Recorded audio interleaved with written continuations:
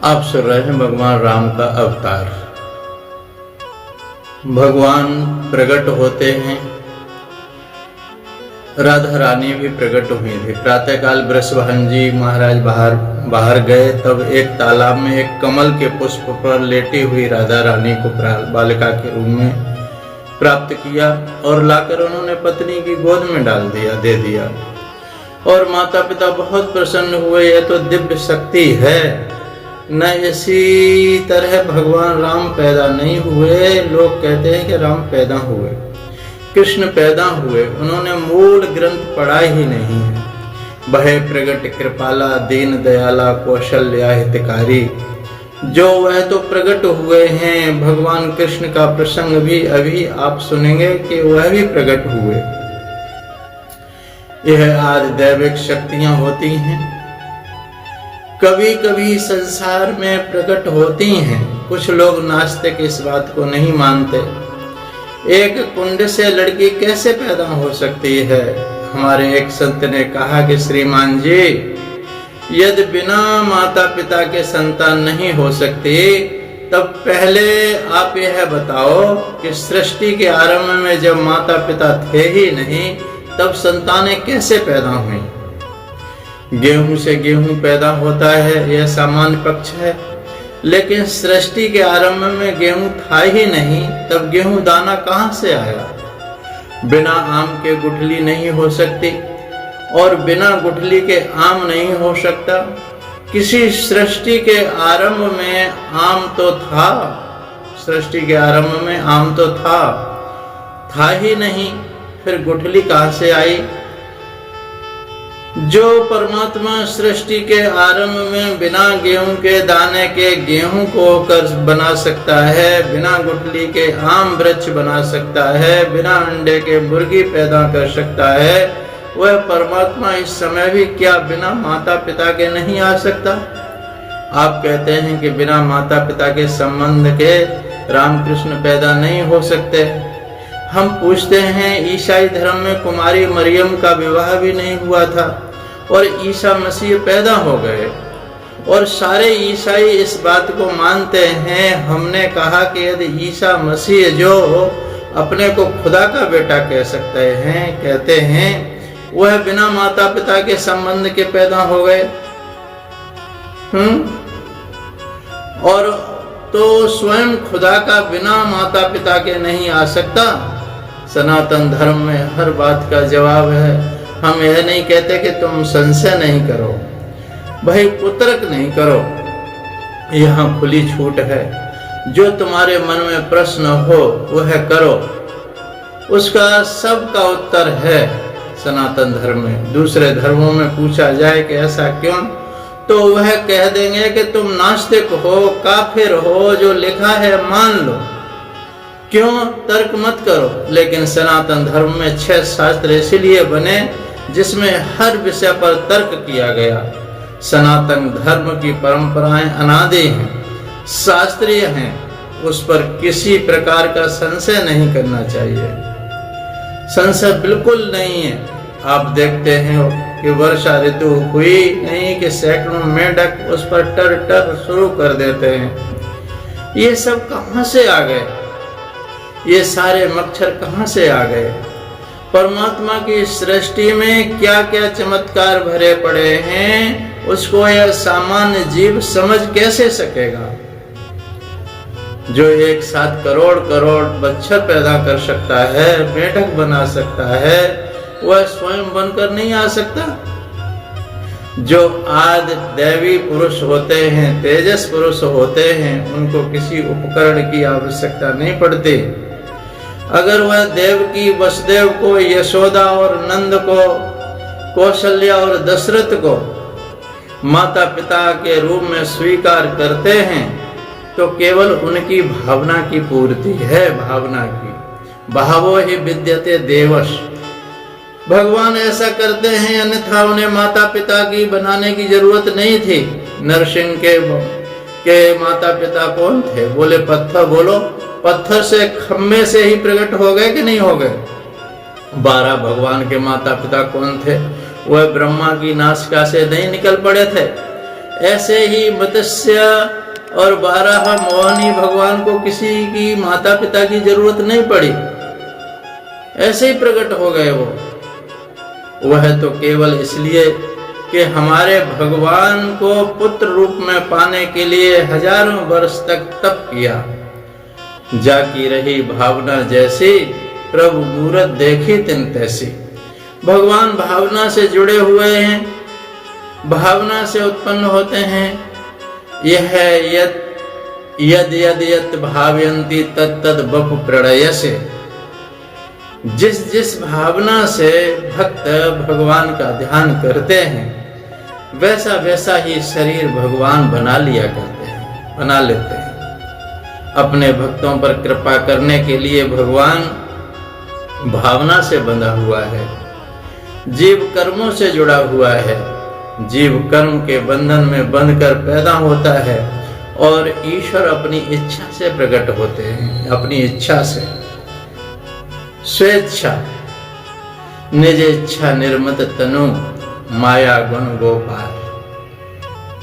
निज इच्छा, अपनी इच्छा से भगवान अपनी आकृति बना लेते हैं। अपनी इच्छा से भगवान राम का भी, कृष्ण का शरीर पंच महाभूतों से बना हुआ नहीं होता। उसमें हड्डी चमड़ी लहू मांस नहीं होता, उनमें बुढ़ापा नहीं आता। वह दिव्य तन था, ज्योति ज्योति में समा गई। जो माया से पैदा होगा, जो प्रकृति से पैदा होगा, उसके जाने के बाद उसका कुछ ना कुछ अंश रह जाएगा, यहाँ पर अवशेष रहता है। लेकिन जहाँ प्रकृति है ही नहीं, वहाँ क्या शेष रहेगा? वह जहाँ से जैसे प्रकट हुए वैसे ही लीन हो जाएंगे। इसलिए रामायण में कहा गया है, रामायण में कहा गया, चिदानंदमय देह तुम्हारी, विगत विकार जान अधिकारी। उसको जानने के लिए अधिकारी तो बनना पड़ेगा ना। जैसे टेलीविजन में आप शक्लें देखते हैं, उसमें हड्डी चमड़ी लहू मांस कुछ नहीं होता, कुछ नहीं होता। जैसे उस चलचित्र में, फिल्म के माध्यम से प्रकाश ही आकृति बनकर के दिखाई देता है और पर्दे पर चलते फिरते खाते हंसते खेलते दिखाई देते हैं। लेकिन शुद्ध लाइट ही पर्दे पर आकृति बनकर दिखाई देती है। कभी कभी पर्दे पर आकृति बनकर दिखाई देती है, कभी कभी पर्दे पर जलती हुई आग भी दिखाई देती है। यदि असलियत में वहां आग हो तो क्या टीवी का पर्दा बचेगा? यदि सही में पानी बहने लगे, यदि सचमुच में रेलगाड़ी चल पड़े, तो टीवी का कुछ बचेगा? मायने वह जो पानी बहता है, दिख रहा है, आग जलती दिख रही है, रेलगाड़ी चलती दिख रही है, वह आकृति तो पानी, आग और रेल की है, लेकिन प्रकाश ही प्रकाश है, प्रकाश ही प्रकाश है, दूसरी कोई वस्तु है ही नहीं। इसी तरह भगवान की आकृति मनुष्यों की तरह नजर आती है, कर्म भी मनुष्यों की तरह नजर आते हैं, लेकिन वास्तव में उनका शरीर शुद्ध चिदानंदमय होता है। पंचभूतों का उनसे कोई संबंध ही नहीं है, पंचभूतों का कोई संबंध नहीं। भागवत में लिखा है कि ब्रह्मा जी ने स्तुति करते हुए कहा, ब्रह्मा जी कहते हैं, अस्यापि देव वपुषो मदनुग्रहस्य स्वेच्छामयस्य न तो भूतमयस्य कोपि। हे आनंद कंद परमात्मा, हे कृष्ण चंद अनंत कोटि ब्रह्मांड नायक प्रभु, आपका यह त्रिभंग ललित शरीर यह पंच महाभूतों से बना हुआ नहीं है, नहीं है। यह तो भक्तों की भावना के सांचे में ढलकर और सच्चिदानंद ही आकृति के रूप में ढल गया है, इसमें माया का स्पर्श भी नहीं है। लोग कहते हैं कि कृष्ण गोपियों के साथ नाचते होंगे, तब काम तो जरूर जागता होगा। हम कहते हैं कि अगर कमल का पत्ता पानी में रहता है तो गीला जरूर होता होगा। अरे भैया, जब कमल का पत्ता तो भगवान का बनाया हुआ है, वह पानी में रहता हुआ भी गीला नहीं होता।